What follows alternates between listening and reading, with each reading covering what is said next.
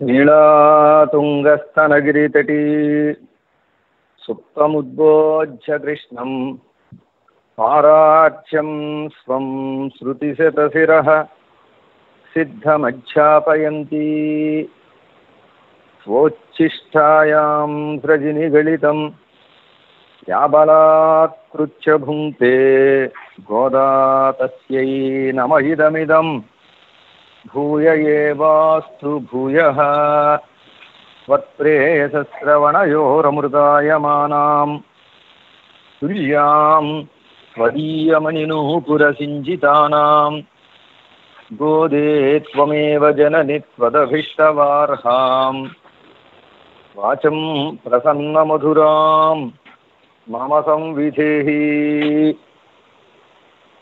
ప్రియ భగవద్బంధువులారా, ధనుర్మాస వ్రతం ప్రారంభమై నేటికి 16వ రోజు. ఈ 16వ అవసరంలో ఉండేటటువంటి విశేషాలని మనం యథావకాశం వినడానికి ప్రయత్నం చేద్దాం. ఇవాటి పాసురం చాలా విశేషమైనటువంటి పాసురం. ఈ పాసురంలో ఉండేటటువంటి విశేషాలు మనం యథావకాశం తెలుసుకుందాం. ఈ పాసురం ఆచార్య వైభవాన్ని తెలియజేసేటటువంటి పాసురం అని మనకి పెద్దలు చెబుతారు. ఇప్పటి వరకు ఆండాళమ్మవారు 6-15 వరకు, ఇప్పటి వరకు ఆండాళమ్మవారు 6 నుంచి 10వ పాసురం వరకు 10 మంది గోపికలను నిద్రలేపారు. 10 మంది గోపికలను నిద్రలేపి అందరూ కలిసి వారు కృష్ణ పరమాత్మ యొక్క సన్నిధికి వెళుతున్నారు. ఆ కృష్ణ పరమాత్మ భవనానికి వెళుతూ ఆ కృష్ణ పరమాత్మని, అలాగే ఆ కృష్ణ పరమాత్మని మనకు అందించేటటువంటి పెద్దల్ని వాళ్ళ పాసురంలో నిద్రలేపుతున్నారు. కృష్ణ పరమాత్మను మనకు అందించేటటువంటి పెద్దలు ఎవరు అంటే, పరమాత్మను మనకు అందించేటటువంటి పెద్దల ఆచార్యులు. ఆ ఆచార్యుల్ని వాళ్ళ పాసురంలో నిద్రలేపుతున్నారు అని మన పెద్దల యొక్క సూక్తి. కృష్ణ పరమాత్మ భవనానికి వెళ్ళి కృష్ణ పరమాత్మని నిద్రలేపవలసినటువంటి వీళ్ళు ఆ కృష్ణ పరమాత్మ భవనానికి వెళ్ళి ఆ భవనాన్ని కృష్ణ పరమాత్మ భవనం అని అండంలా నందగోపుని యొక్క భవనం అని అంటున్నారు. ఆ నందగోపుని యొక్క భవనం అని సంబోధిస్తూ ఆ నందగోపుని భవనాన్ని కాచేటటువంటి పెద్దలు ఎవరైతే ఉంటారో వాళ్ళని నిద్రలేపుతున్నారు. దీనివల్ల ఒక లక్షణమైనటువంటి అర్థం మనకి తెలియజేయబడుతోంది అని ఈ పాసుర విన్యాసాన్ని అనుసరించి తెలుస్తోంది. వేదం ఏం చెప్పిందంటే, ఆచార్యవాన్ పురుషో వేద. మీరు జీవితంలో చేయవలసిన ఉత్తమమైనటువంటి పని ఏమిటంటే ఒక గురువు గారిని సంపాదించుకోవడం. ఆస్తి సంపాదించమని ఎవరు చెప్పక్కర్లా, వస్తువులు సంపాదించుకోవాలని ఎవరు చెప్పక్కర్లా, అలాగే వివాహాది కార్యక్రమాలు చేసుకోవాలని ఎవరు చెప్పక్కర్లా. చెప్పకుండానే అవన్నీ తీసిపోతాయి. భోజనం చేయండి అని ఎవరైనా చెప్పాలా? చెప్పాల్సిన అవసరం లేదు. కానీ ఏది మన ఆత్మకి ఉజ్జీవనమో అది చెప్పాలి. అందుకే వేదమాత కూడా ఆచార్యవాన్ పురుషో వేద అని చెప్తుంది. అయినా నీ జీవితంలో ఒక్క గురువు గారిని సంపాదించుకో. ఆ గురువు గారిని సంపాదించుకున్నావో నీ జీవితం ధన్యం అవుతుంది, నీ జన్మ ధన్యం అవుతుంది, నీకు భగవత్ కటాక్షం పరిపూర్ణంగా లభిస్తుంది అని వేదం చెప్పింది. ఆ వేదం చెప్పినటువంటి మాట ఏదైతే ఉందో దానినే ఆండాళమ్మ గారు ఒక రసరమ్యమైనటువంటి ఒక సన్నివేశం ద్వారా ఇవాళ పాసురంలో మనకి తెలియజేస్తున్నారు. ఏమండి, గురువు గారిని ఎందుకు సంపాదించుకోవాలండి? గురువు గారు లేకపోతే ఏమిటి నష్టం అంటే, భగవంతుడు మనని అనుగ్రహించాలంటే తానుగా అనుగ్రహించడు. మరి ఆయన ఉన్నది అనుగ్రహించడానికి కదండి, అనుగ్రహించడానికే కదండి. మనం అనుగ్రహించడం కోసమే ఉన్నటువంటి పరమాత్మ తానుగా అనుగ్రహించకపోవడం ఏమిటి అంటే, అలా అనుగ్రహించకుండా ఉండడానికి కొన్ని కారణాలు ఉన్నాయి. అసలు ఈ జీవుడు పరమాత్మ దగ్గరికి వెళ్ళి, స్వామి నేను నీ వాణ్ణయ్యా, నీవు నన్ను కటాక్షించవలసిందే, నీవు తప్ప నాకు వేరు దిక్కు లేదు అని ఆయన చరణారవిందాల్లో చేసేటటువంటి శరణాగతిని చూచారా? ద్వయమంత్ర పూర్వకంగా ఈ జీవుడు చేసేటటువంటి శరణాగతిని చూచారా?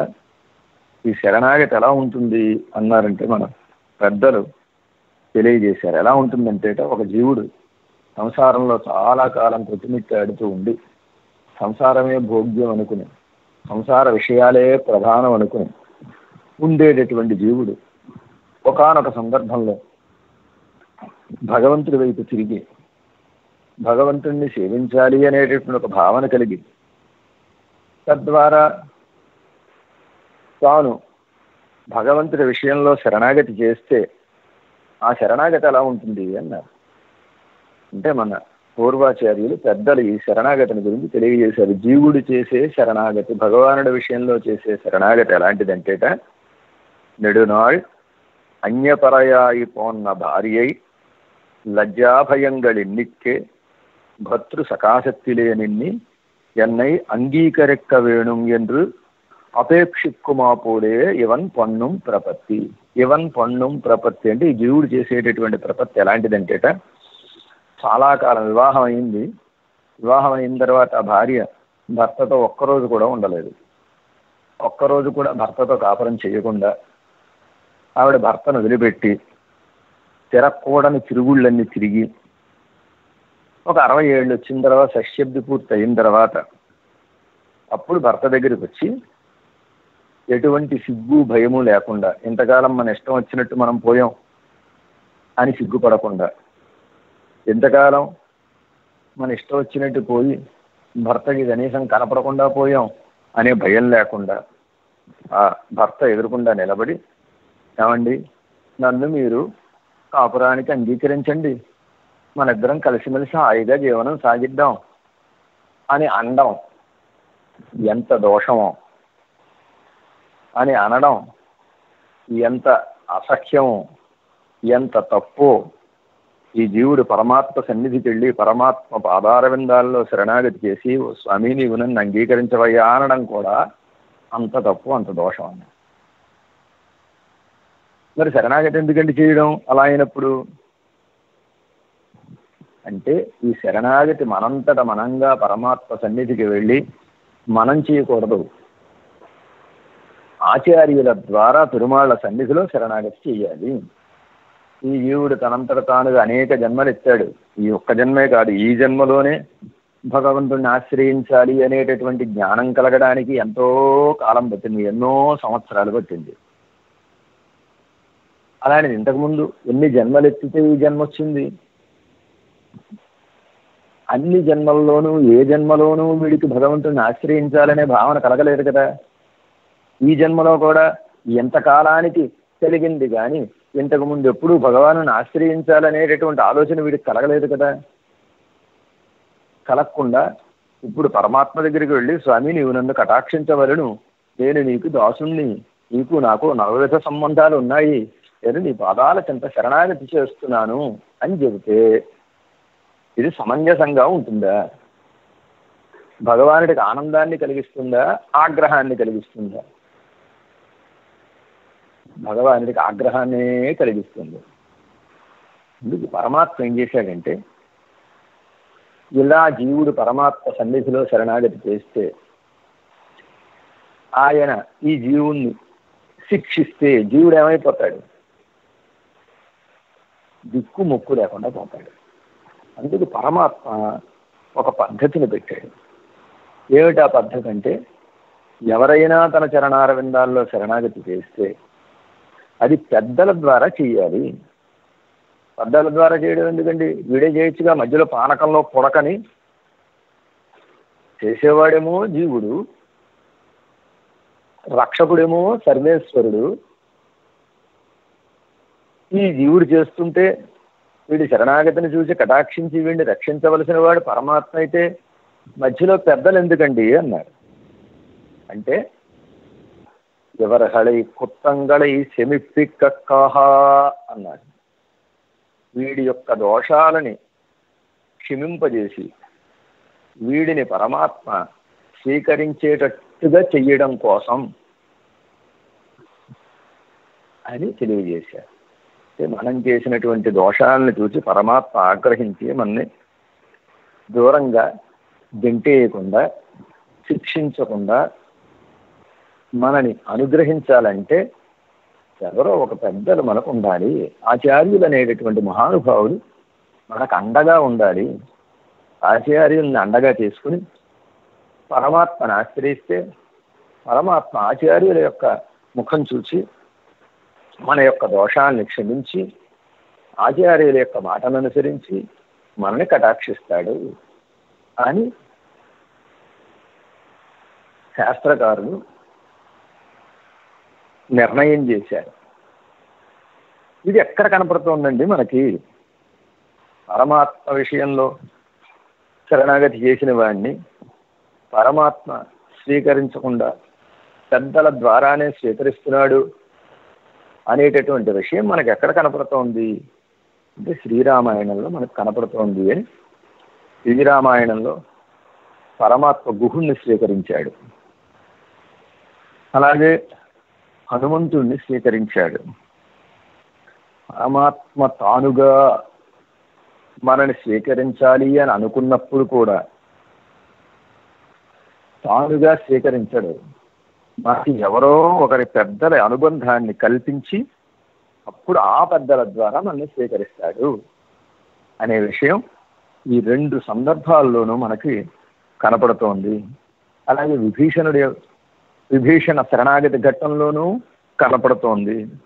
శ్రీరామాయణంలో ఎక్కడెక్కడ ఎవరెవరు శరణాగతి చేసినా వాళ్ళ శరణాగతిని పరమాత్మ అంగీకరించడానికి కారణం ఏమిటంటే పెద్దలే అని, పెద్దల్ని ముందు పెట్టుకునే పరమాత్మ అంగీకరించాడు అని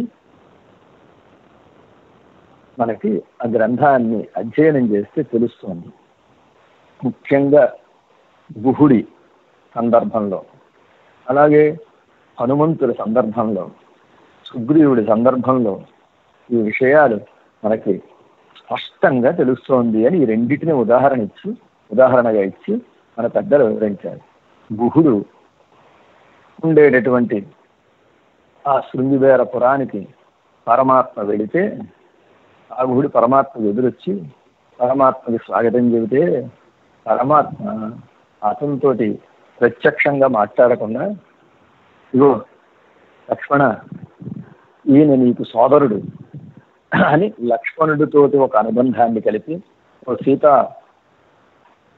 ఈయన నీకు మరిదవుతాడు అని సీతమ్మతో ఒక అనుబంధాన్ని కలిపి విరాట్టిని పురుషకారంగా తాను చేసుకుని, అలాగే ఆచార్య పురుషకారంగా లక్ష్మణస్వామిని చేసుకుని అప్పుడు ఆ గుహుడితోటి స్నేహం చేశాడు. గుహుడిని స్వీకరించాడు పరమాత్మ, గుహుడిని కటాక్షించాడు పరమాత్మ అని ఆ గుహ శరణాగతి ఘట్టంలో, గుహుడు పరమాత్మని ఆదరించినటువంటి ఘట్టంలో ఆ గుహుడిని పరమాత్మ స్వీకరించడానికి అంతకుముందు తనకి గుహుడికి గొప్ప స్నేహం ఉన్నప్పటికీ ఆ స్నేహాన్ని పురస్కరించుకుని ఆ గుహుడిని స్వీకరించలేదు. లక్ష్మణస్వామితో ఒకానొక అనుబంధాన్ని కలిపి ఆచార్య సంబంధాన్ని కల్పించే అంగీకరించాడు.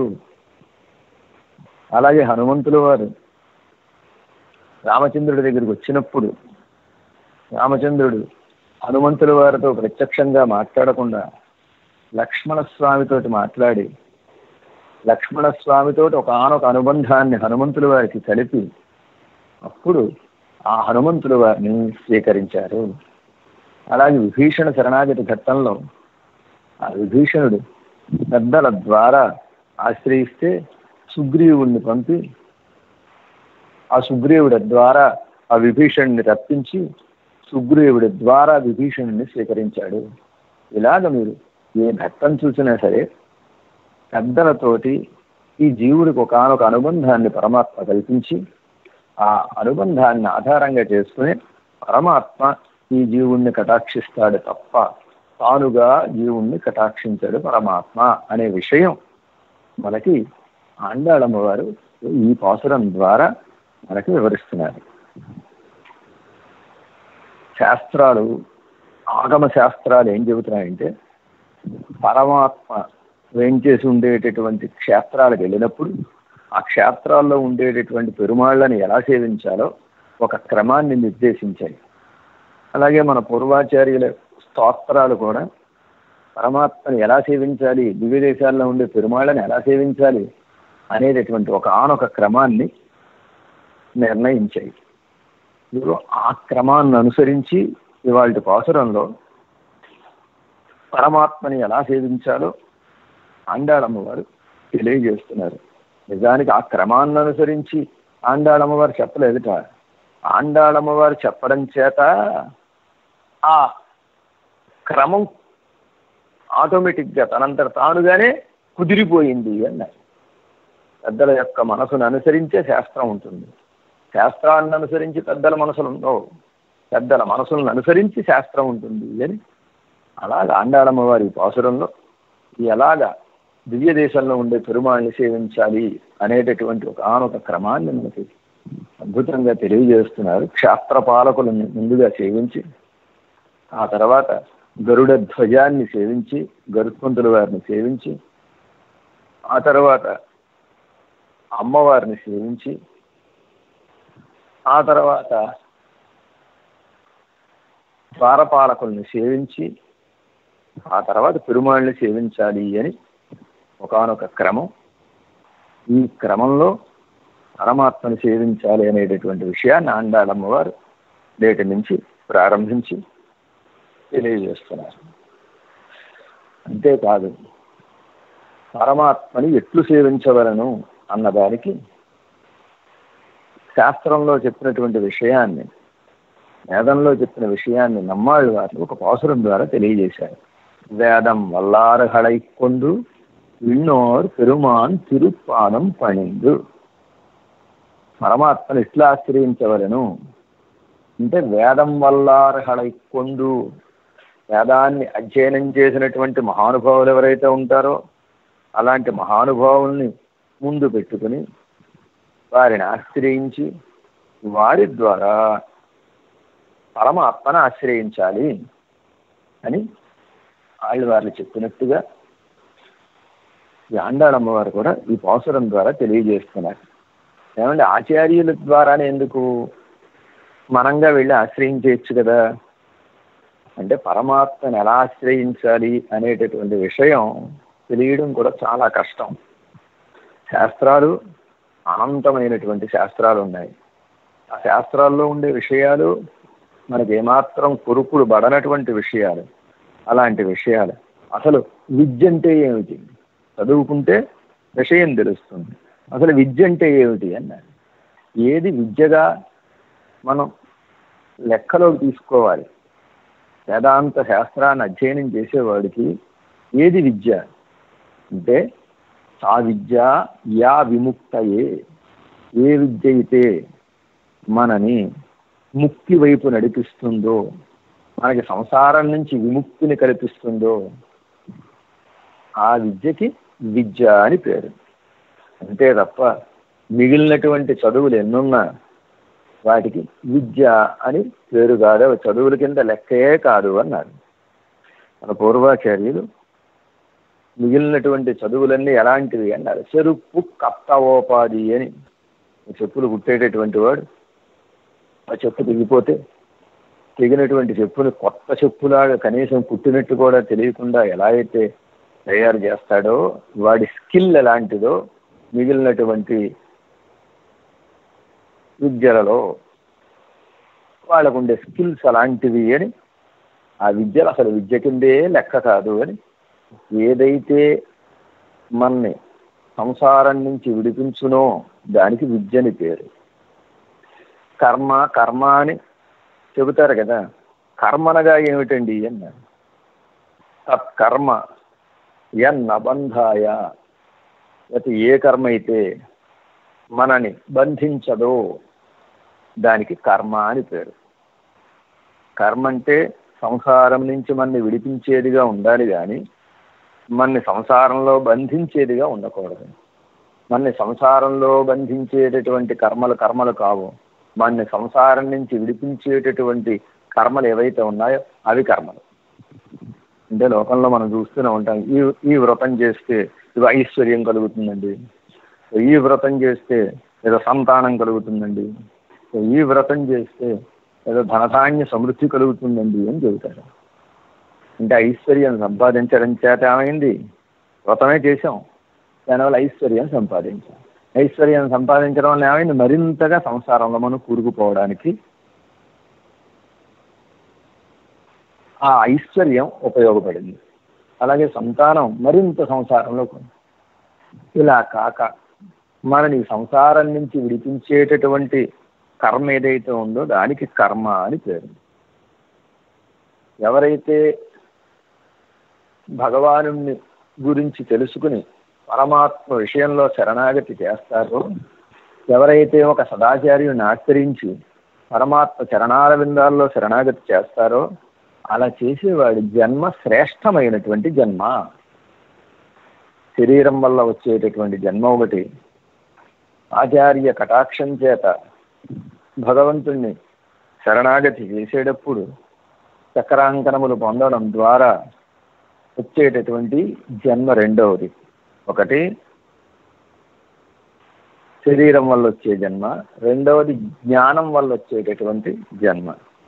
శరీరం వల్ల పుట్టుక వల్ల వచ్చేటటువంటి జన్మకి తల్లి తండ్రి వేరుగా ఉంటారు. అలాగే జ్ఞానం వల్ల వచ్చేటటువంటి జన్మకి తల్లి తండ్రి వేరుగా ఉంటారు. ఇది శ్రేష్టమైనటువంటి జన్మ.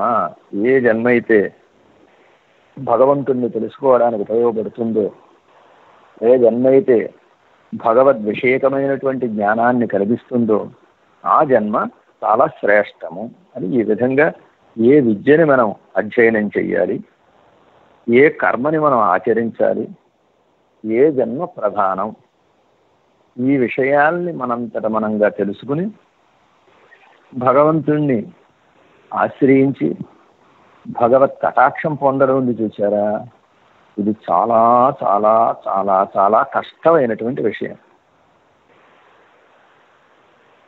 కానీ ఈ బాధలేమి మనం పడాల్సిన అవసరం లేకుండా మనం ఏ విషయం అయితే తెలుసుకోవాలో ఆ విషయాన్ని మనకి తెలిసేలా చేసి, మనం ఏ కర్మ అయితే ఆచరించాలో ఆ కర్మ మనకి తెలిసేలా చేసి, పరమాత్మని ఆశ్రయించేటట్టుగా మనని చేసేటటువంటి మహానుభావులైనటువంటి ఆచార్యులు మనకి దొరికారనుకోండి, పుస్తకాలన్నీ శోధించుకుని ఇందులో పనికొచ్చేది ఏమిటి, పనికిరానిది ఏమిటనేది తెలుసుకుని ఆ పనికొచ్చేదాన్ని ఎలా ఆచరించాలో దాన్ని మళ్ళీ తెలుసుకుని తద్వారా దాన్ని ఆచరించడం ద్వారా పరమాత్మ కటాక్షం పొందడం అనేది అసంభవం అని చెప్పాలి.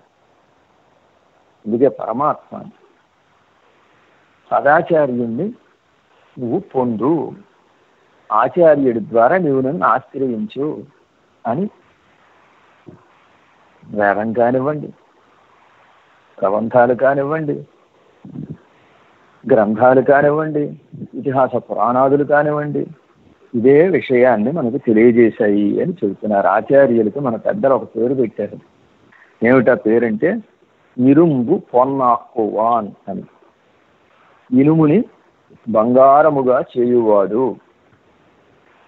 ఆచార్యులకి ఇనుముని బంగారంగా చేసేటటువంటి శక్తి ఉందని తెలిస్తే ఆచార్యులకి ఖాళీ ఉండరు. శిష్యులందరూ చేరిపోయి తమ ఇంట్లో ఉండి ఇనుమంతా తెచ్చి గురువు గారి ఇంట్లో పడేసి దీన్ని బంగారం చేయండి అని అడుగుతారు. పరశువేది అని ఒకానొక మూలిక ఉంటుంది. ఈ పరశువేది అనేటటువంటి మూలిక ఇనుముకి తగిలిస్తే ఇనుము కాస్త బంగారం అవుతుంది అంటారు. అలాగే ఇనుముని బంగారం చేసేటటువంటి శక్తి పరశువేది అనేటటువంటి ఒక మూలికకి ఎలా ఉందో అలాగే ఆచార్య సంబంధానికి కూడా అలాంటిది ఉంది. ఏమిటండి ఇనుము ఏమిటి, బంగారం ఏమిటి అంటే, ఇక్కడ ఇనుము అంటే నిత్య సంసారిగా ఉండేటటువంటి జీవుడు. ఈ జీవుడు ఎలాంటి వాడంటే ఇనుము కంటే డేంజర్. తుప్పు పట్టినటువంటి ఇనుపు కడ్డీ గనక కాలికి తగిలితే ఆ కాలంతా కుళ్ళిపోయి ఎలా అయితే గ్యాంగ్రీన్ ఫామ్ అయ్యి ఆ కాలు తొలగించవలసి వస్తుందో, అలాగే ఈ నిత్య సంసారిగా ఉండేటటువంటి వ్యక్తితోటి అనుబంధం పెట్టుకున్న వాళ్ళందరూ నశించిపోతారు. వీడు నశించిపోవడమే కాదు, వీడితోటి సంబంధం కలిగిన వాళ్ళందరూ నశిస్తారు. ఇలాంటి నిత్య సంసారిగా ఉండేటటువంటి వీడిని ఆచార్యులు ఏం చేస్తారంటేట, నిత్య సంసారిగా ఉండే ఎనముక్కలా ఉండే వీడిని నిత్య సూర్యుల సరసన కూర్చోబెడతారు. నిత్య సూర్యుల సరసన వీడు కూర్చునేటట్టుగా ఆచార్యులు చేస్తారు గనక బంగారంగా మారుస్తారు ఇనువుని.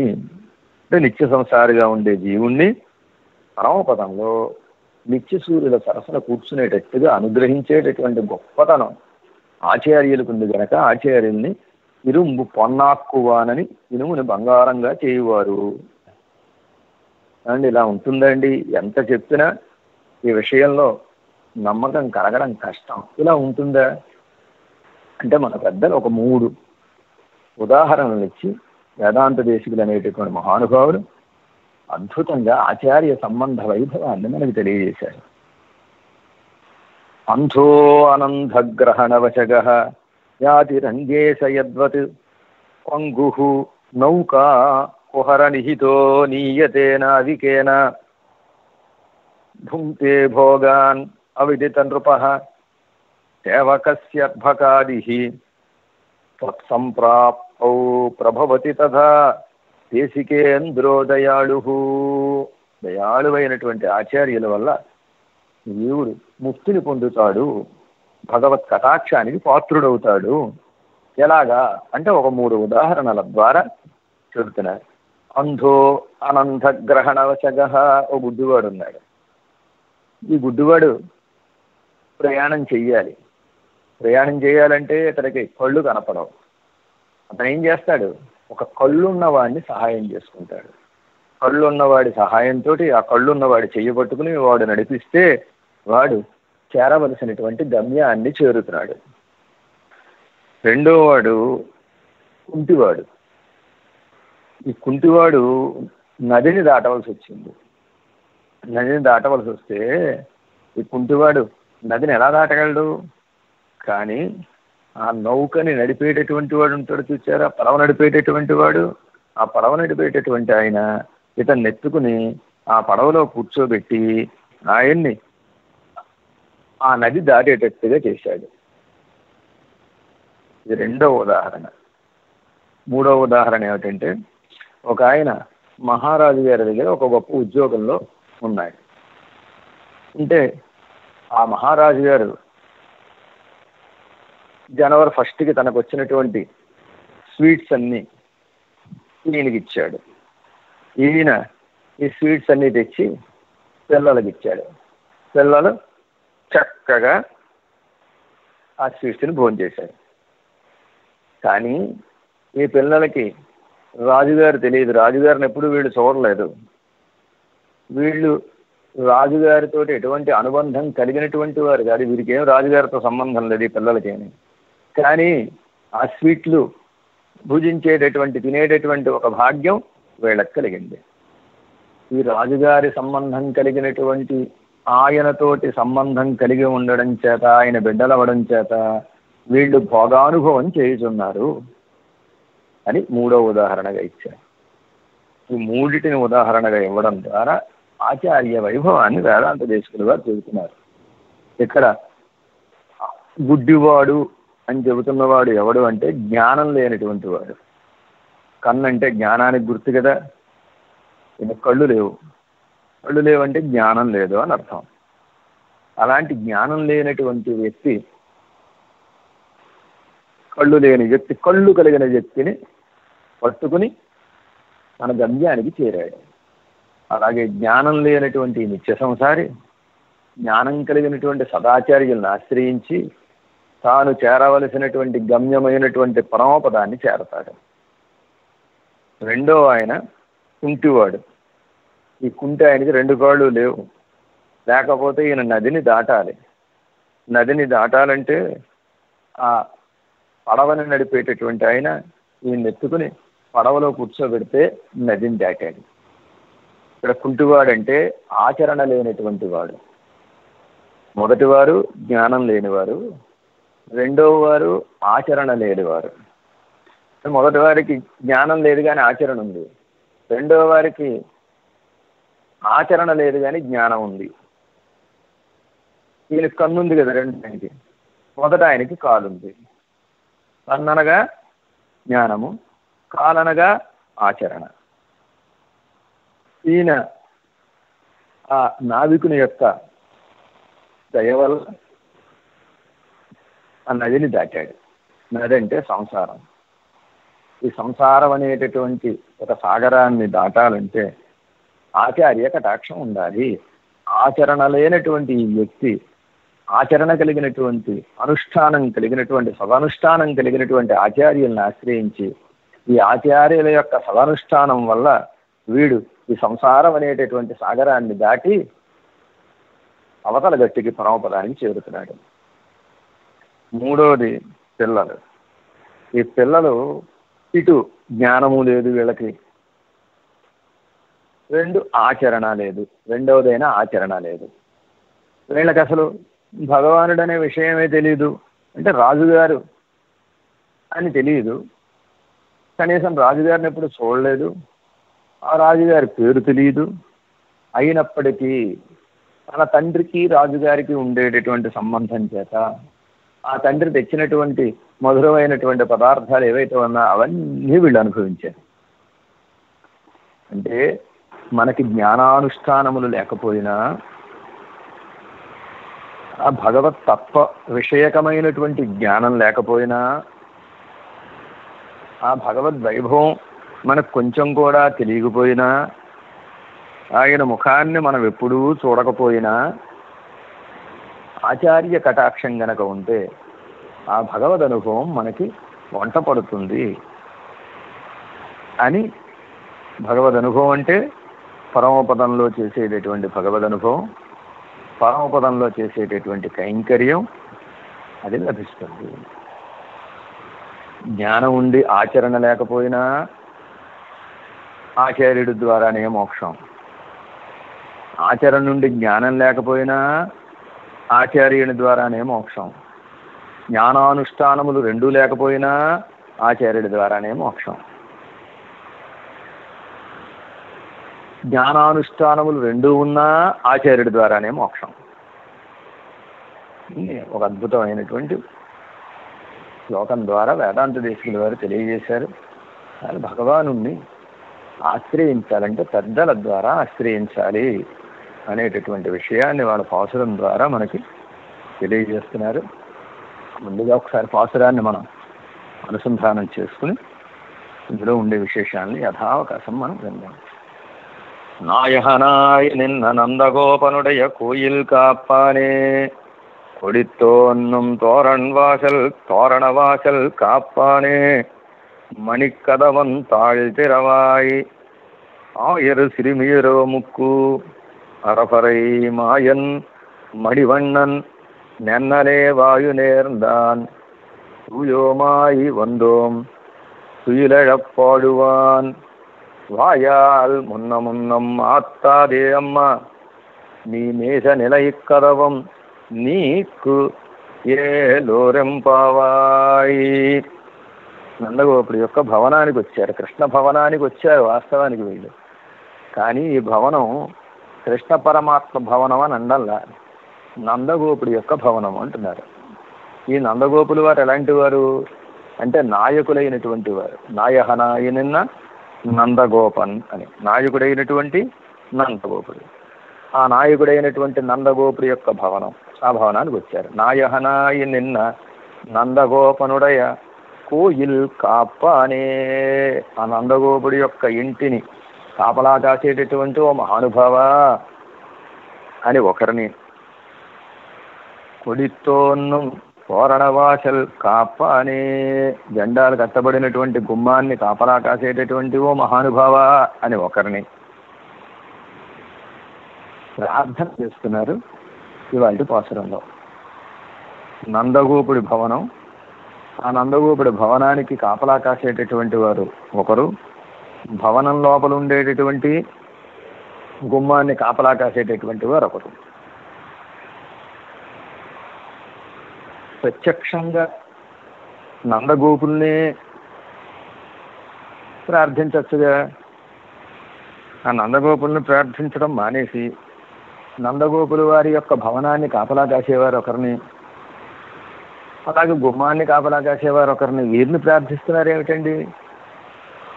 ఇది ఒక అద్భుతమైనటువంటి రహస్యాన్ని మనకి తెలియజేస్తోంది అని ఇలాంటి పాసురం భగవద్ రామానుజాచార్యుల వారి యొక్క వైభవాన్ని పరిపూర్ణంగా తెలియజేస్తోంది అని మన పెద్దల యొక్క నిర్ణయం. ఇక్కడ నందగోపుడు అని, నాయకుడు అని రెండు మాటల చేత చెప్పబడేటటువంటి మహానుభావులు భగవద్ రామానుజులే. నాయకుడు అంటే మనని నడిపించేవారు, మనని ఈ సంసార మండలంలోంచి ముక్తి వైపు నడిపించేటటువంటి మహానుభావులకి నాయకులని పేరు. మనని ముక్తి మార్గంలో నడిపించేటటువంటి మహానుభావులు భగవద్ రామానుజులు. శ్రీ విష్ణులోక మణిమంటప మార్గదాయి రామానుజో విజయతే యతి రాజరాజ అని మనని శ్రీ విష్ణులోకం వైపు, ఆ విష్ణులోకం చేరడానికి ఏ మార్గం అయితే ఉంటుందో అచ్చిరాది మార్గం, ఆ అచ్చిరాది మార్గంలో ప్రయాణం చేసేటటువంటి ఒకానొక భాగ్యాన్ని మనకి కల్పించి ఆ మార్గం ద్వారా మనం నడిపించేటటువంటి మహానుభావులు భగవద్ రామానుజులు. కనుక ఇక్కడ నాయకన్ అని, నాయకులంటే భగవద్ రామానుజులే. నందగోపుడంటే భగవద్ రామానుజులే. నందగోపుడనగా తాను ఆనందించి భగవద్ వైభవాన్ని జాగ్రత్తగా కాపాడుతూ ఉండేటటువంటి మహానుభావుడు. నందుడు గోపుడు, నంద గోప అని రెండు మాటలు. నంద అంటే ఆనందించేవాడు, పరమాత్మని సేవించి తాను ఆనందించడం. గోప అంటే ఆ పరమాత్మకి ఎవరి వల్ల ఎటువంటి ఇబ్బంది కలగకుండా, ఆ పరమాత్మకి ఏ నష్టం కష్టం రాకుండా కాపాడేటటువంటి వాడు. ఈ రెండు లక్షణాలు ఉన్నటువంటి వ్యక్తికే ఆచార్యులని పేరు. భగవద్వైభవాన్ని తాము అనుభవిస్తూ ఆనందించాలి, ఆ భగవద్వైభవం అందరికీ పంచిపెట్టి ఆనందించాలి. అనుభవిస్తూ ఆనందించడం ఒకటి, ఆ భగవద్వైభవాన్ని 10 మందికి పంచిపెట్టి వాళ్ళు ఆనందిస్తుంటే వీళ్ళకు కూడా ఈ ఆనందాన్ని నేను కలిగించాను కదా అని ఆనందించడం ఒకటి. అలాగే వీళ్ళకి భగవద్వైభవం అనేటటువంటి ఒకనొక ఆనందాన్ని అందించడం ద్వారా పరమాత్మకు ఆనందం కలిగించి ఆ పరమాత్మ యొక్క ఆనందాన్ని తాను చూసి ఆనందించడం ఒకటి. ఇన్ని రకాలైనటువంటి ఆనందాలు కలిగిన వాడు నందుడు. తానుగా భగవద్వైభవాన్ని అనుభవించి ఆనందిస్తాడు. ఈ భగవద్వైభవాన్ని 10 మందికి పంచి సంసారంలో పడి కుట్టుమిట్టాడేటటువంటి ఈ చేతనందరికీ పంచి ఈ చేతనలో భగవద్వైభవాన్ని తెలుసుకుని తాము ఆనందిస్తూ ఉంటే వీరి ఆనందాన్ని చూసి తాను ఆనందిస్తాడు. అంతేకాదు వీళ్ళని ఇలా దిద్దుబాటు చేయడం చేత పరమాత్మ నా వాళ్ళందరినీ నా దగ్గరికి చేర్చేటటువంటి ఒకనొక కృషి వీరు చేస్తున్నారని ఆయన ఆనందిస్తూ ఉంటే ఆయన ఆనందాన్ని చూసి ఆనందిస్తాడు. కనుక నందగోపు అంటే భగవద్ రామానుజులే. భగవద్ రామానుజాచార్యుల వారు భగవద్వైభవాన్ని తాము సేవిస్తూ ఆనందిస్తూ ఉంటారు. తాము సేవిస్తూ ఆనందిస్తూ ఉండడం ఏమిటండి అంటే భగవద్ రామానుజుల వారు ఎక్కడి నుంచి ఎక్కడికి ఏం చేశారు? పరమపదం నుంచి ఏం చేశారు? ఆదిశేషుల వారు ఆయన నందుడు, ఆదిశేషుల వారు నందుడు ఏమిటండి అంటే పరమాత్మని తన యొక్క ఒళ్ళో పెట్టుకుని ఆ పరమాత్మ యొక్క దివ్యమంగళ విగ్రహ సౌందర్యాన్ని ఆయన 1000 శిరస్సులతోటి, ఒక్కొక్క శిరస్సుకి 2 నేత్రాలు అంటే 2000 నేత్రాలు, అలాంటి 2000 నేత్రాలతోటి లేకపోతే అనేకమైనటువంటి నేత్రాలు, ఆ నేత్రాలు లెక్కకు మిక్కిలిగా ఉండే నేత్రాలు, వాటితోటి ఆయన వైభవాన్ని దర్శిస్తూ ఆయన వైభవాన్ని తన 1000 నోళ్లతోటి పొగుడుతూ ఆయన స్పర్శ సుఖాన్ని అనుభవిస్తూ ఆ వైభవం అంతా తాను సేవిస్తూ అనుభవిస్తూ ఆనందిస్తూ ఉంటాడండి. ఆ ఆదిశేషులు వారు పరమాత్మని జాగ్రత్తగా కాపాడతారండి. కాపాడడం అంటే తన పడగల్లో పెట్టుకుని, తన ఒళ్ళో పెట్టుకుని ఆ పరమాత్మకి ఏ కష్టం రాకుండా, ఆ పరమాత్మకి ఏ ఇబ్బంది కలగకుండా కాపాడతారండి. సో భగవద్ రామానుజులు వారు అక్కడ ఏ పని చేస్తున్నారో, అంటే పరమపదంలో ఆదిశేషులుగా, ఇక్కడ ఈ లోకంలోకి వచ్చిన తర్వాత కూడా అదే పని చేశారు. ఏం చేశారు? ఇక్కడ పరమాత్మ యొక్క వైభవాన్ని తాము సేవించి, శ్రీరంగంలో వేంచేసి ఉండే రంగనాథుడి యొక్క వైభవాన్ని అంతా తాము శ్రీరంగంలో 4వ ప్రాకారంలో వేంచేసి ఉండి ఆ రంగనాథుడి యొక్క వైభవాన్ని తాను సేవిస్తూ ఆనందిస్తున్నారు. ఆ వైభవాన్ని మనందరికీ పంచి పెడుతున్నారు. భగవద్వైభవం లోకానికి అంతటికీ తెలిసిందంటే భగవద్ రామానుజ కటాక్షమే. అలా లోకానికి అంతటికీ అందిస్తున్నారు.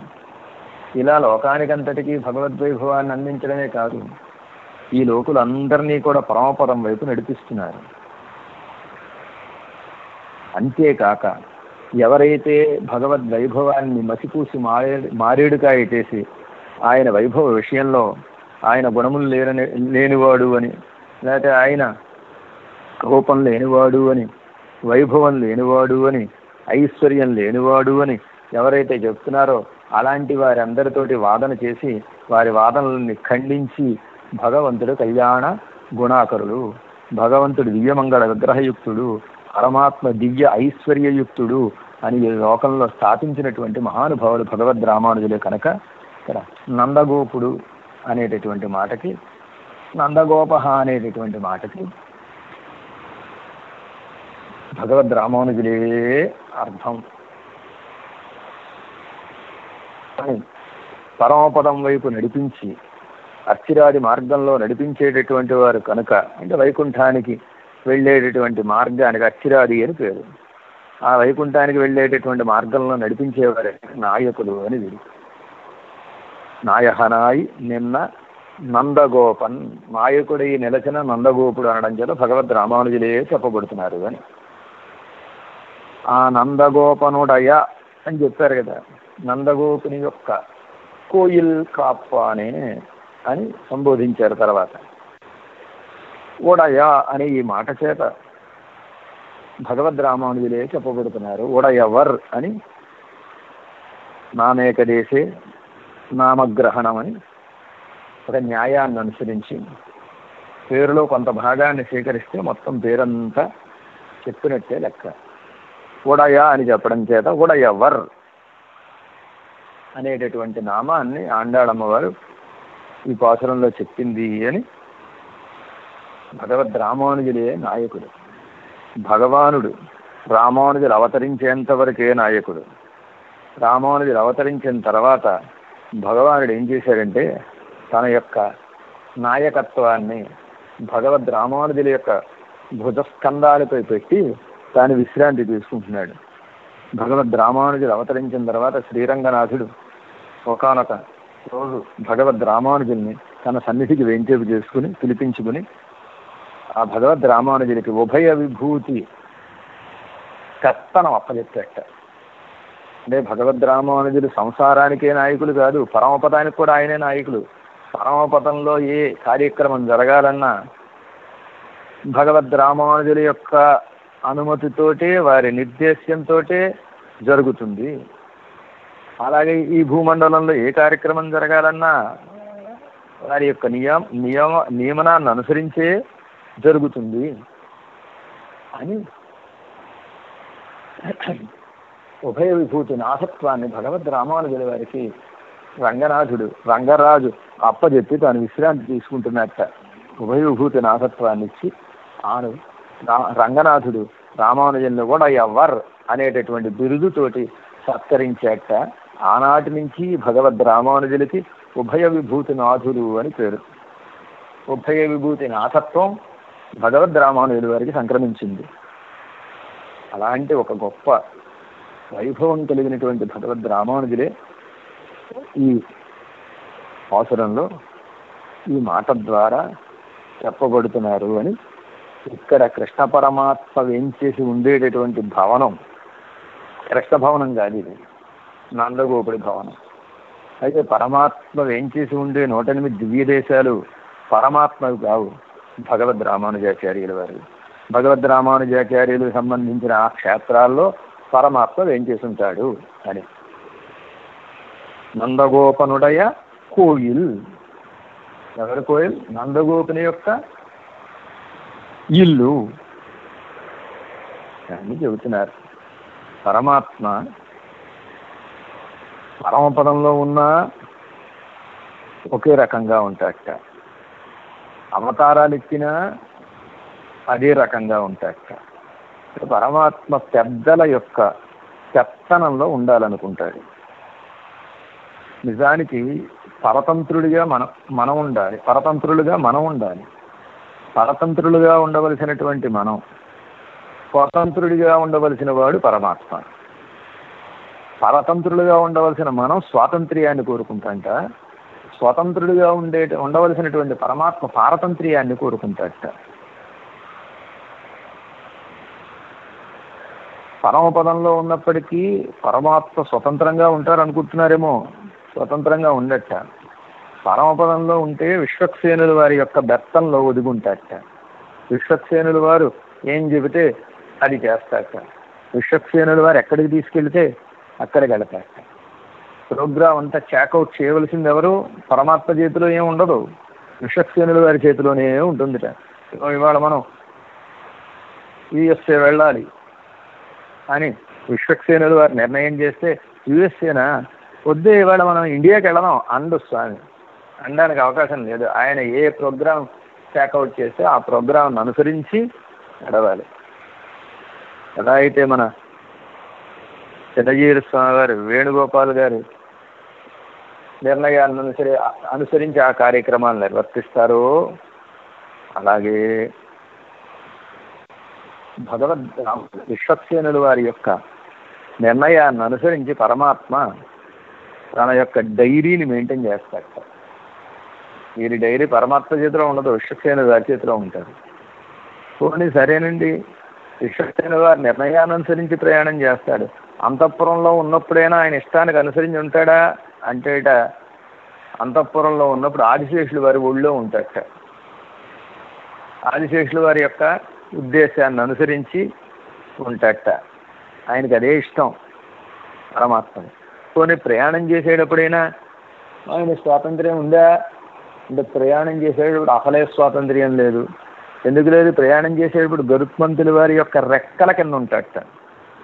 వినత సిరువన్ సిరహెన్నుం మేళాపిన్ కీళ్ వరువానై విరుందావనత్తే కండోమే అని ఆండాళమ్మ వారి నాట్యారి తిరుముడు అనేటటువంటి గ్రంథంలో, బృందావనంలో మేము చూచాము పరమాత్మని. ఎవరిని చూచారు? కృష్ణ పరమాత్మని చూచాను అని. ఎలాంటి వాడు ఆయన అంటే, వినత సిరువన్ సిరహెన్నుం. వినత అంటే గరుత్మంతుల యొక్క తల్లి. ఆ వినత సిరువన్ చిన్నవాడు, వినత పిల్లాడైనటువంటి గరుత్మంతుడు ఉన్నారు చూచారా, శరహెన్నుం. ఆ గరుత్మంతుడి యొక్క రెక్క అనేటటువంటి మేళాపిన్ కీళ్ వరువానై, ఒక చాందిని కింద వచ్చేటటువంటి వాడు. అంటే గరుత్మంతుల వారు పరమాత్మ తన మూపురం మీద అధిరోహింపజేసుకుని ఈయనకి ఎండ తగలకుండా తన రెక్కలని కప్పుతట్ట. అలాంటి గరుత్మంతుల వారి రెక్కలనేటటువంటి ఒకనొక చాందిని కింద వచ్చేటటువంటి పరమాత్మని బృందావనంలో నేను చూచాను అని అండాళమ్మ వారు చెబుతున్నారు. గరుత్మంతుడిని అధిరోహించినా స్వాతంత్ర్యం లేదు.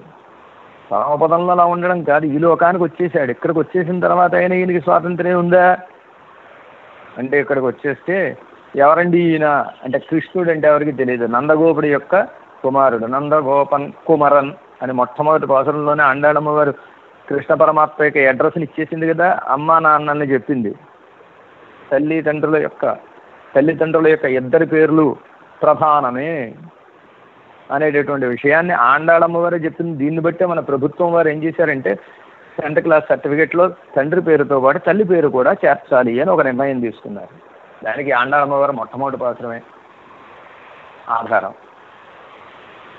నందగోపన్ కుమరన్ యశోదయి ఇళంసింగం అని యశోద పేరు చెప్పింది, నందగోపుడి పేరు చెప్పింది.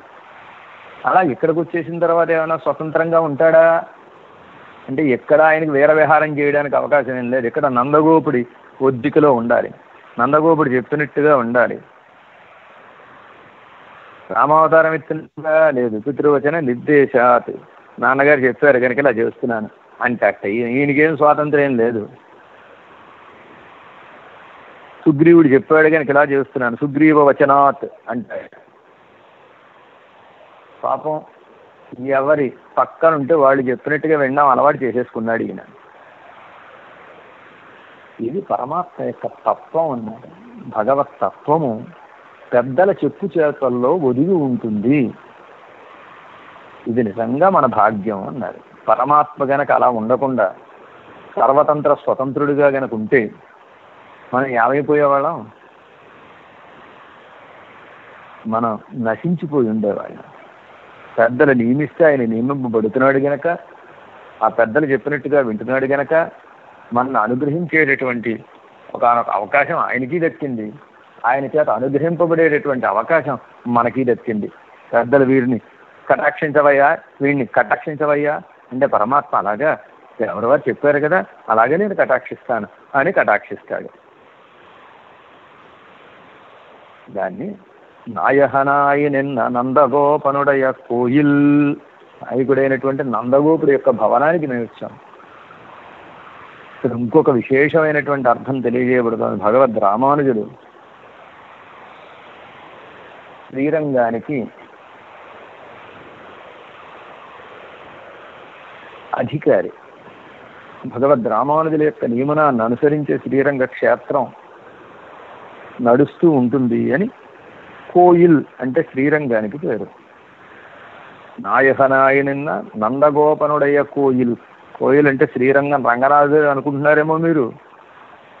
శ్రీరంగం రంగనాథుడిది కాదు, భగవద్ రామానుజులదే అని ఒక అర్థం కూడా దీని ద్వారా మనకి తెలుస్తుంది.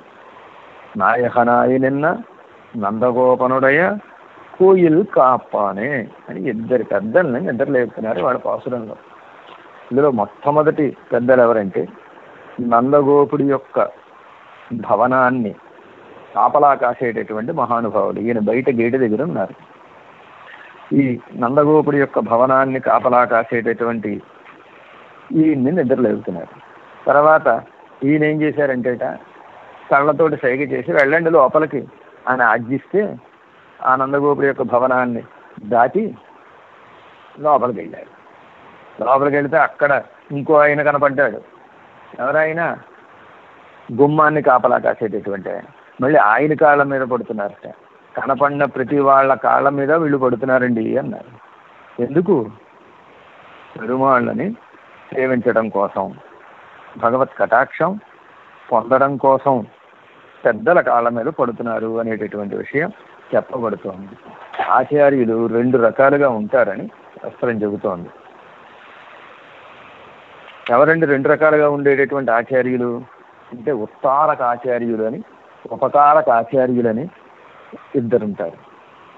ఉత్తారక ఆచార్యులు అంటే మనని సంసారంలోంచి ఉజ్జీవింపజేస్తూ మనని భగవత్ కటాక్షానికి పాత్రం చేసి మనం పరమపదానికి చేరడానికి మనకు ఒక అయోగ్యతని కల్పించి ఆ పరమపదంలో మనకొక స్థానాన్ని కల్పించేటటువంటి మహానుభావులైనటువంటి ఆచార్యులు.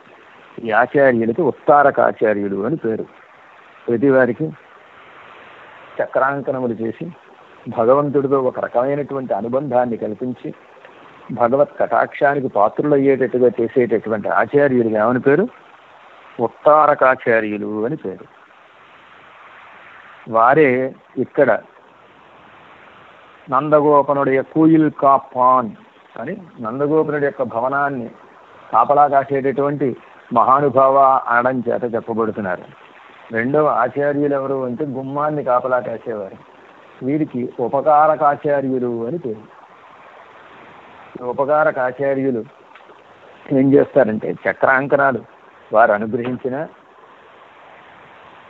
మనం ఎలా జీవించాలి, భగవంతుడిని ఎలా సేవించాలి, పెద్దల్ని ఎలా సేవించాలి, భాగవత ఆచార్య కైంకర్యంలో ఏ విధంగా మనం తరించాలి అనేటటువంటి విషయంలో మనకి ఆయా దివ్య ప్రబంధాల్లో ఉండేటటువంటి విషయాలని, ఆయా వ్యాఖ్యానాల్లో ఉండేటటువంటి విశేషాలని వాటన్నిటినీ మనకి తెలియజేసి మనం ఏ విధంగా సంప్రదాయంలో ప్రవర్తించాలి, ఏ విధంగా భగవద్ అనుగ్రహాన్ని పొందడానికి అనుగుణంగా మనం మారాలి అనేటటువంటి విషయాన్ని తమ తమ ఉపదేశాల ద్వారా మనని అనుగ్రహించేటటువంటి ఆచార్యులు ఎవరైతే ఉంటారో వారు కుడితోన్ను తోరణవాసలు కాపానే, తోరణాలు కట్టబడినటువంటి ఆ గుమ్మాన్ని కాపలా కాసేటటువంటి మహానుభావులు.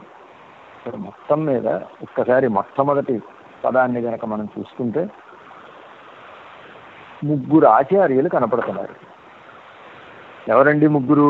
నందగోపుడు అనే ఆచార్యులు ఒకరు, భవనాన్ని కాపలా కాసే ఆచార్యులు ఒకరు, గుమ్మాన్ని కాపలా కాసే ఆచార్యులు ఒకరు.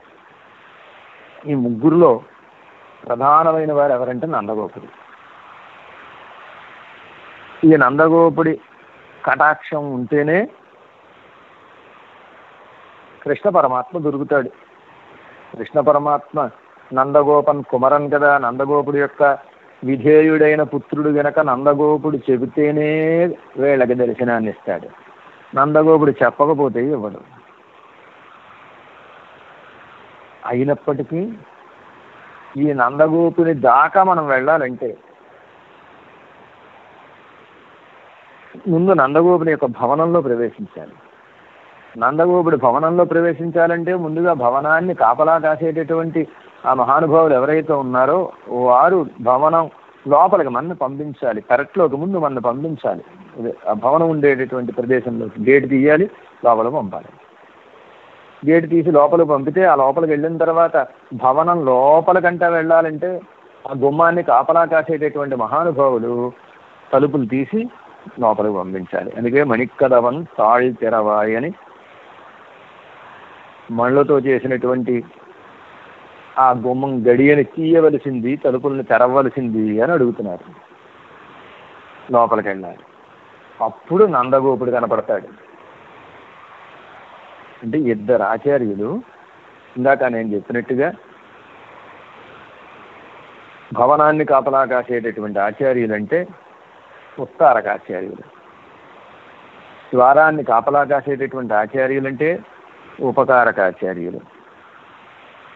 సాధారణంగా లోకంలో ఉత్తారకాచార్యులు ఉపకారకాచార్యులు ఒకరే ఉండొచ్చు. ఒకరే ఉంటే ఇబ్బంది లేదు. వేరువేరుగా ఉంటే ఈ ఇద్దరు ఆచార్యుల యొక్క కటాక్షంతో నందగోపుడు భవనంలో ప్రవేశించాలి, నందగోపుడు దర్శనం కావాలి. అంటే ఏమిటంటే నందగోపుడు అంటే ముందుగానే మీకు మనవి చేశాను భగవద్ రామానుజాచార్యులు వారని. భగవద్ రామానుజాచార్యుల వారితోటి మనకు ఒక అనుబంధం కలగాలి. భగవద్ రామానుజ సంబంధంతో భగవానుడు మనని కటాక్షిస్తాడు అని అందుకే మన పెద్దలు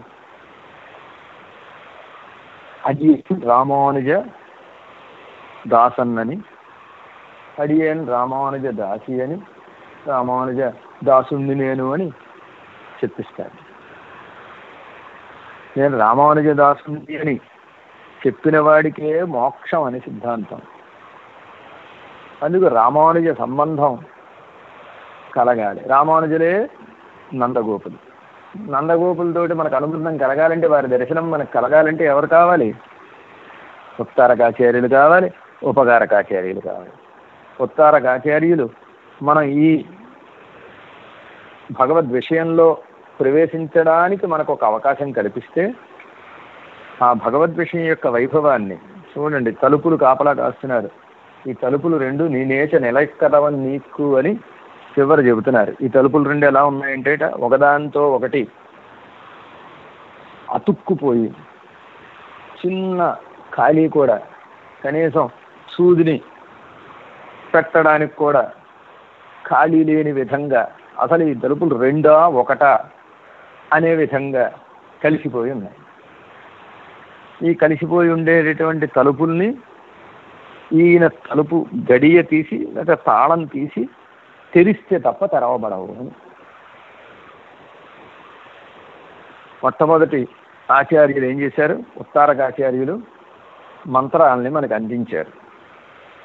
మంత్రాలను అందించారు కానీ మంత్రాలలో ఉండేటటువంటి రహస్యాలు ఏవైతే ఉన్నాయో ఆ రహస్యాలు మనకు అందలేదు. ఊరికే మంత్రాలను అందించారు. ఆ మంత్రాలలో ఉండేటటువంటి రహస్యాలని మనకు అందించేటటువంటి మహానుభావులు ఉపకారకాచార్యులు. వీరు ఏం చేస్తున్నారు? తలుపుల్ని తీస్తున్నారు. రెండు తలుపులు కదా, 2 తలుపులు. ఆ గుమ్మ అనుకుంటే 2 తలుపులు, ఒకే తలుపు అన్నట్టుగా ఉంది. ఒకటా తెలియడం లేదు. అంటే మంత్రం, మంత్రశేషం అని మనకి చెబుతారు. అష్టాక్షర మహామంత్రం ఉంది చూసారా? ఈ అష్టాక్షర మహామంత్రం 2 విభాగాలుగా ఉంటుంది. ద్వయమంత్రం ఎలాగూ 2 విభాగాలుగానే ఉంటుంది. చరమ శ్లోకం కూడా ఎలాగూ 2 విభాగాలుగానే, పూర్వార్ధ ఉత్తరార్ధములని చరమ శ్లోకం, అలాగే పూర్వవాక్య ఉత్తరవాక్యములని ద్వయమంత్రం. మరి తిరుమంత్రం 2 విభాగాలుగా ఉండడం ఏమిటండి అంటే మంత్రము, మంత్రశేషము అని. ప్రణవానికి మంత్రం అని పేరు. తర్వాత ఉండేటటువంటి నమపదంతో కూడినటువంటి నారాయణాయ అనేటటువంటి తర్వాత భాగం, ప్రణవం తర్వాత ఉండేటటువంటి నమపదము, నారాయణాయ అనేటటువంటి పదము, 2 పదాలు. నమో నారాయణాయ అనేది ఉంది చూసారా? దీనికి మంత్రశేషం అని పేరు. మంత్రం ప్రణవము, మంత్రశేషం నమో నారాయణాయ. ఈ మంత్రంలో చెప్పబడినటువంటి, అంటే మంత్రం అంటే ప్రణవం అనుకున్నాం కదా, ప్రణవంలో చెప్పబడినటువంటి అకార ఉకార మకారములను అనేటటువంటి విషయాలు ఏవైతే ఉన్నాయో, అకారం అనే పరమాత్మ, మకారం అనే జీవుడు, ఉకారం అనేటటువంటి జీవ పరమాత్మ యొక్క సంబంధం, ఈ మూడిటిని వివరించడానికే నమో నారాయణాయ అనేటటువంటి మంత్రశేషం వచ్చింది అని చెబుతారు. కనుక ఈ మంత్రము, మంత్రశేషం, మంత్రం ఒక తలుపు, మంత్రశేషం ఒక తలుపు. అలాగే ద్వయమంత్రంలో పూర్వవాక్యం ఒక తలుపు, ఉత్తరవాక్యం ఒక తలుపు. అలాగే చరమశ్లోకంలో పూర్వార్థం ఒక తలుపు, ఉత్తరార్థం ఒక తలుపు. ఇలాగ ఈ తలుపుల్ని తీయాలంటే ఆ గ్రంథాలలో, ఆ మంత్రాలలో ఉండేటటువంటి విశేషాలని మనకు అందించేటటువంటి ఆచార్య యొక్క కటాక్షం చేతనే ఈ తలుపులు తెరవబడతాయి.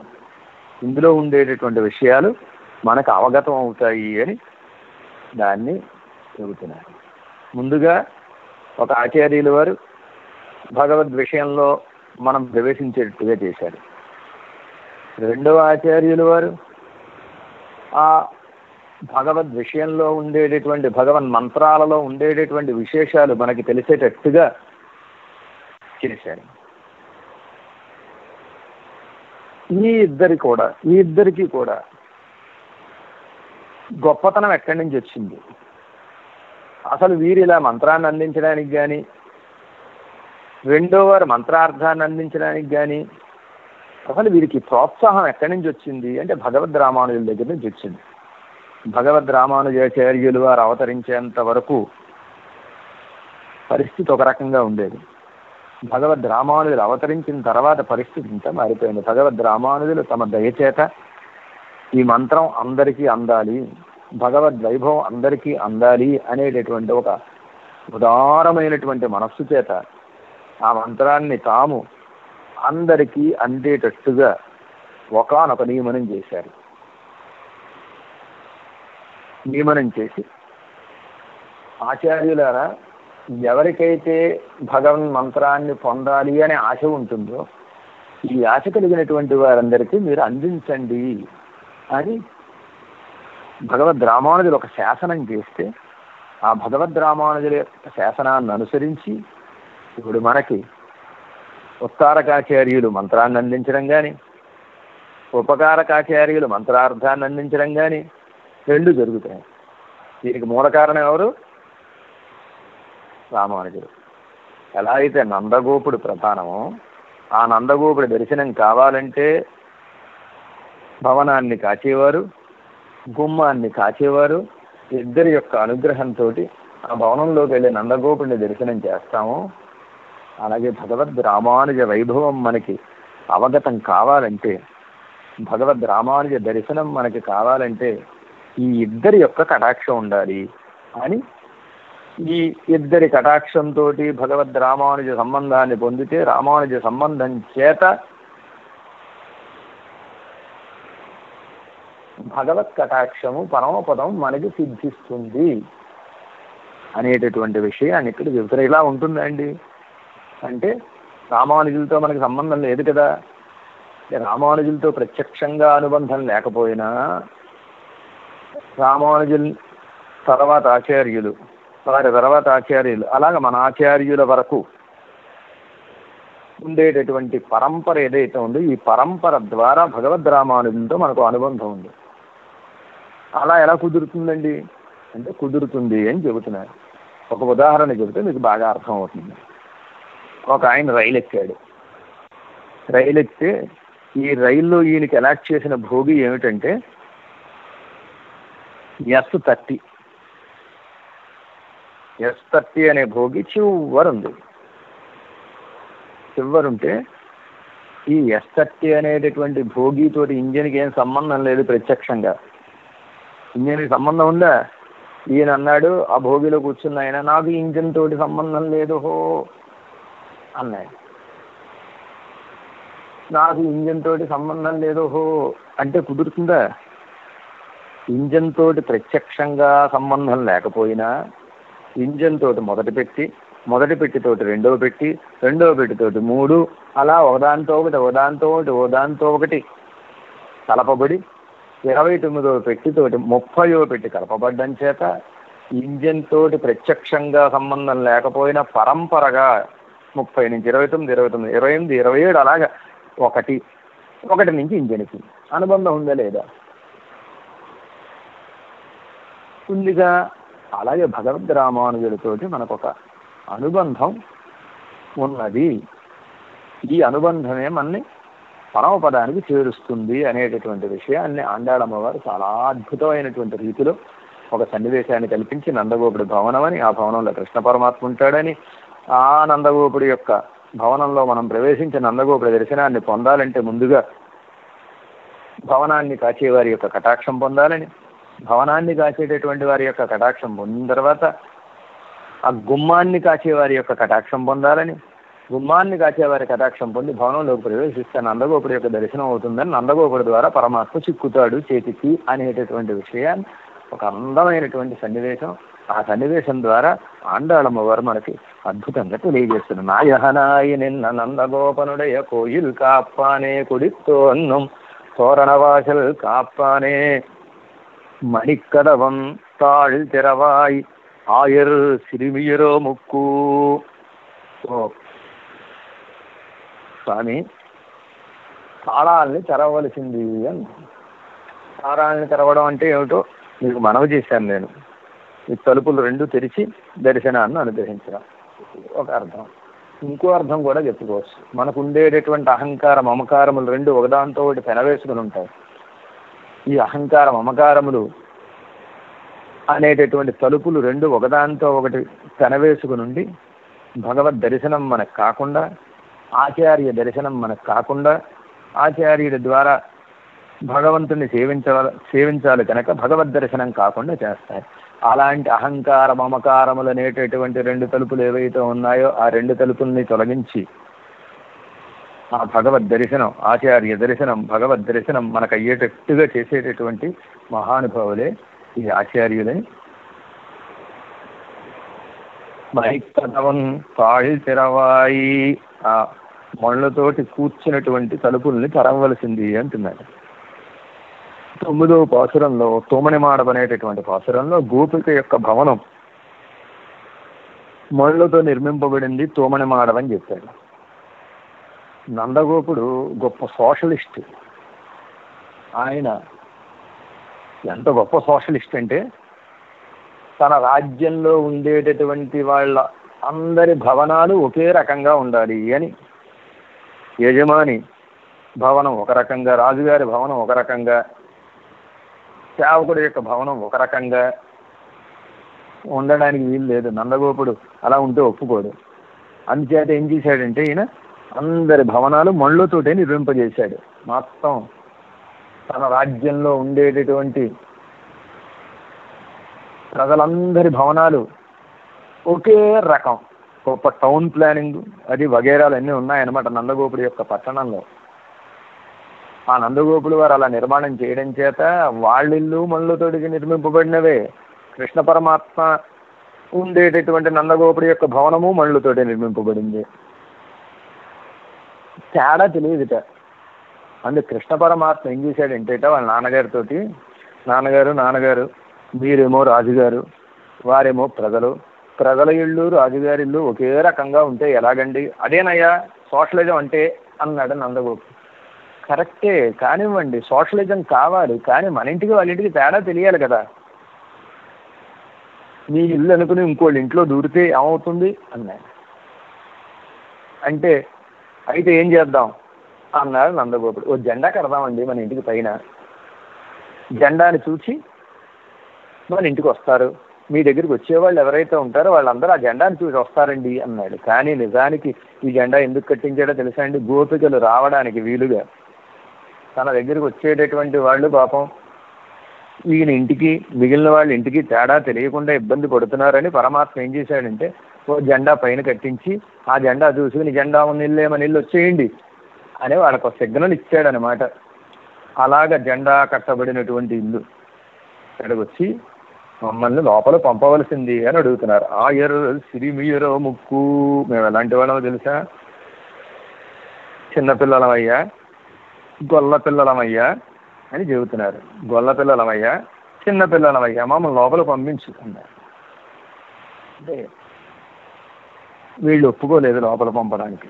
గుమ్మం దగ్గర ఉండేటటువంటి ఆయన ఒప్పుకోలేదు లోపల పంపడానికి. ఎందుకు పంపలేదు? కృష్ణావతారం.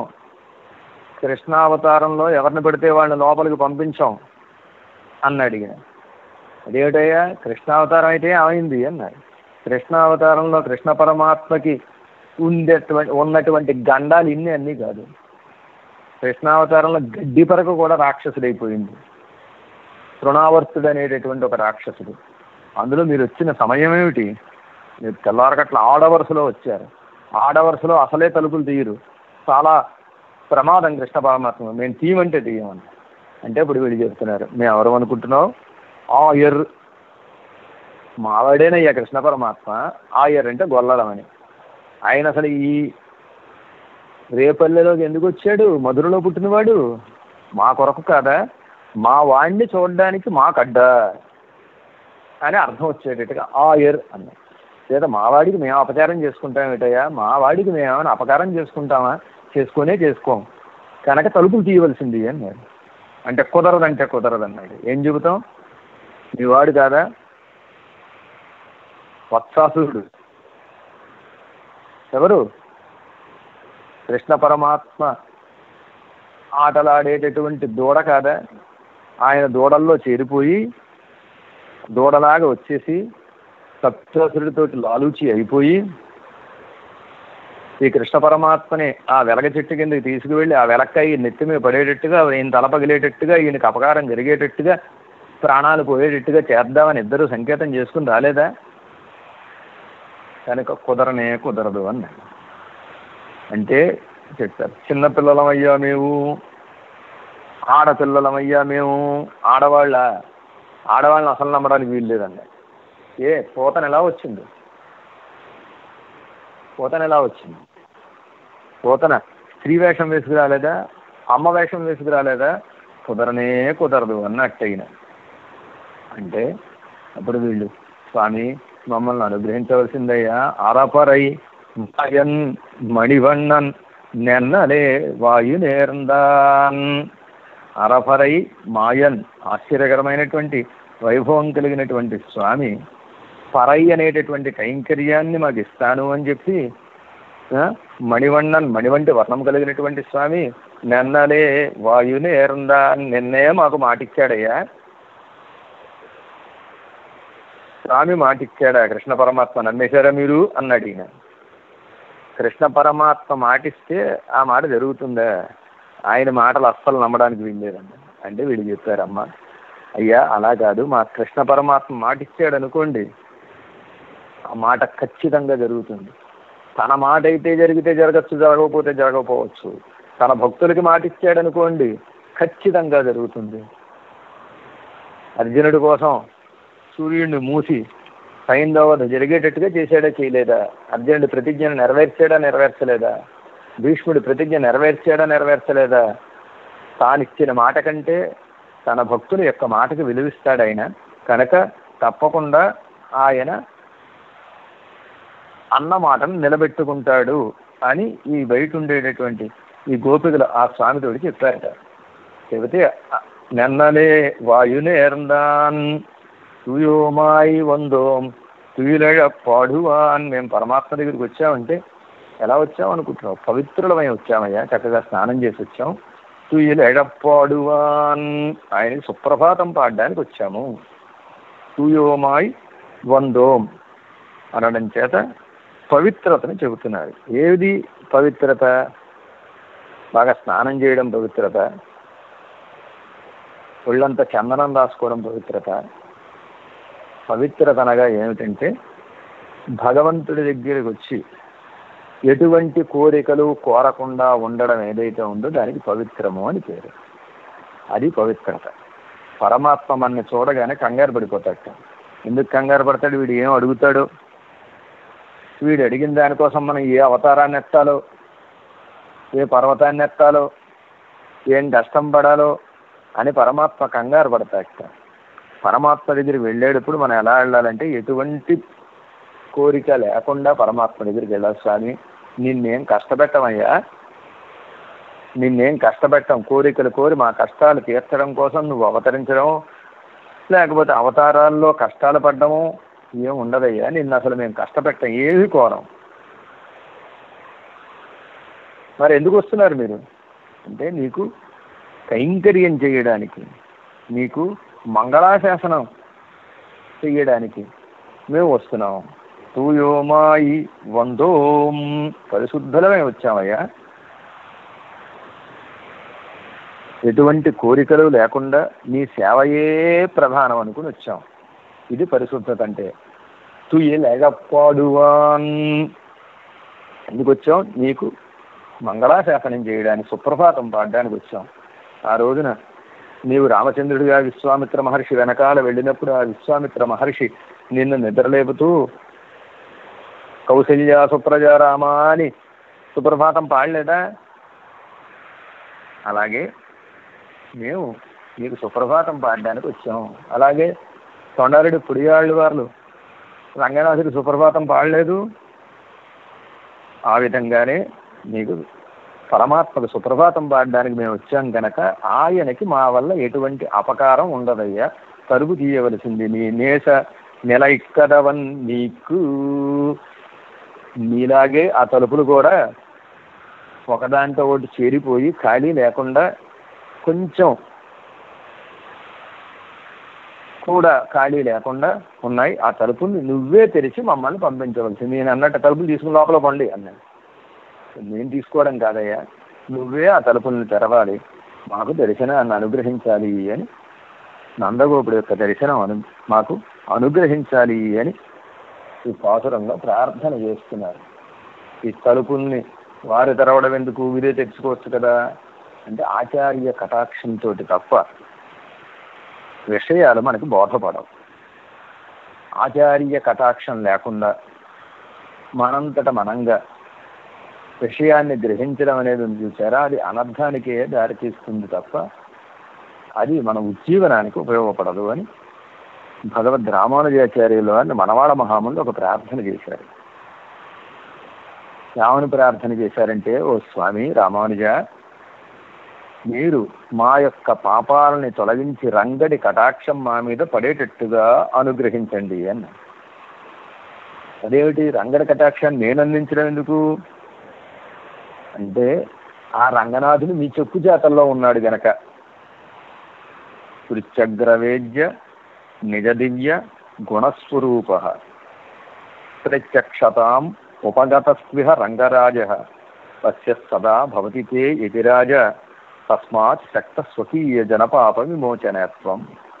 ఓ రామానుజ, వేదములలో వేద శిరస్సులుగా ఉండేటటువంటి ఉపనిషత్తుల్లో చెప్పబడినటువంటి గొప్ప కళ్యాణ గుణములు కలిగినటువంటి వాడు పరమాత్మ. అంతేకాదు